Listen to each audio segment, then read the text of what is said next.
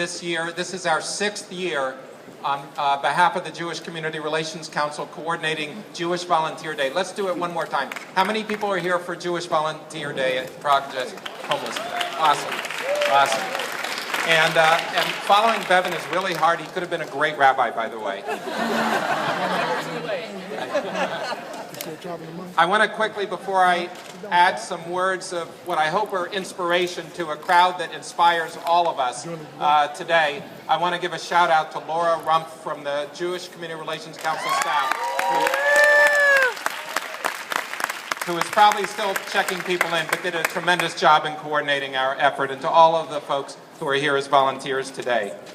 I'm going to ground my remarks in Jewish sources with the hope that it is a universal message for everybody, regardless of our tradition.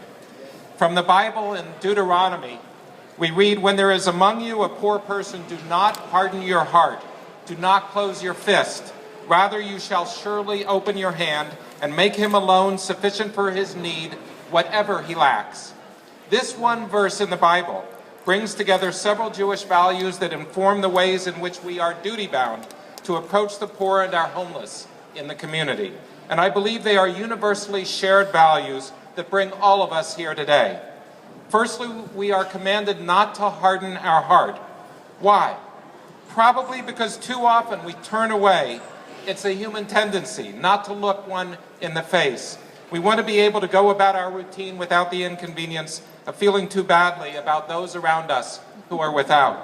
Then we are commanded to open our hand rather than our fist. In short, to extend help rather than to seal ourselves off. Heart and hand, both must be opened. And then we are given specifics about the kind of help to extend, to make alone sufficient for one's need, whatever he lacks. This verse particularly struck the rabbis who interpreted the Bible. This was not written, by the way, by Karl Marx, to each according to his needs. But it is clear that the emphasis is, in fact, on what each individual needs. Why on individual needs, the rabbis asked?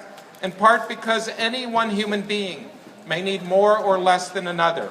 One person just needs temporary help. Another person needs shelter. Another needs a medical assistance. Another needs food.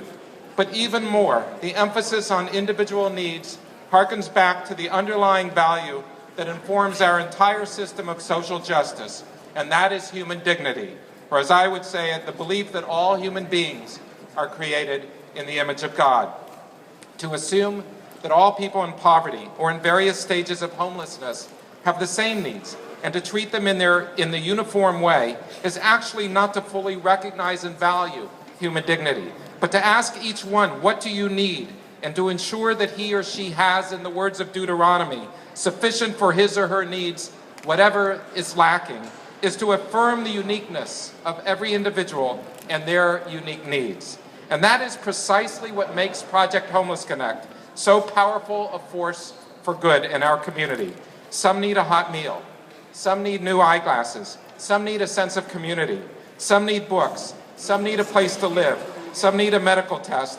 Some need one or two services. Some need almost all. And Project Homeless Connect, with the open hands here today in the form of all of us volunteers, fulfills that commandment, that value, that teaching, to provide services sufficient for his or her needs, whatever he or she lacks. 550 years ago, the Code of Jewish Law, the Shulchan Aruch, addressed the question of what is meant by sufficient. How much should be given to the poor? If he is starving, feed him. If he needs clothing, clothe him. If he needs items for his house, buy him those items. If he is used to receiving bread, give him bread. If he was used to receiving dough, give him dough. If he was used to having a bed, give him a bed. One fitting to receive hot bread should continue to receive hot bread, cold bread, cold bread. In providing what each individual who walks through these doors truly needs, we affirm the worth of every human being. That is the secret sauce of Project Homeless Connect. We are currently in the middle of the 8-day holiday of Hanukkah, as Bevan said. A minor Jewish holiday, by the way. Its symbolism is nevertheless important. It is a holiday dedicated to freedom and lights. By volunteering today, we help guide people to where they can receive the assistance they need to be freer in their lives than they are now, That pair of glasses that enables them to see, that ID that helps them obtain vital services, that repaired wheelchair that enables someone to move around more freely. To volunteer is in part to help the pursuit of freedom. It is also, just like the Hanukkah menorah, a way of providing light. We are lighting the way for people who need some flicker of light, both to help them find their way and to bring the warmth of our light into their lives for this very important day and every day. And in turn, it is through light that we truly see our fellow human beings. In an ancient midrash, a teaching of the rabbis, a rabbi asks his student how they can tell when the night has ended and the day has begun. Could it be, one asked, when you see an animal in the distance and can tell if it's a sheep or a dog? No, answered the rabbi. Another asked, is it when you look at a tree in the distance and can tell whether it's a fig tree or a peach tree? No, again, replied the rabbi. Then what is it, the students demanded? The rabbi answered, it is when you can look at the face of any man or woman or child and see that it is your sister or brother, because if you cannot see this, it is still night. At Project Homeless Connect, we look in the faces of every human being who walks through the door, and it is not night. The day has begun as we open our hearts